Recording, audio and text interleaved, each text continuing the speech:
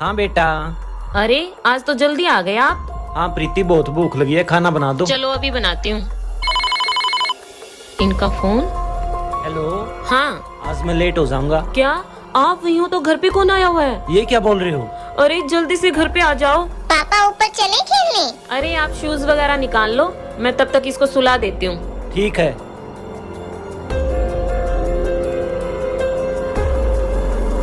चलो अंदर बंद कर दिया इसको तो। अनाया चलो यहाँ से।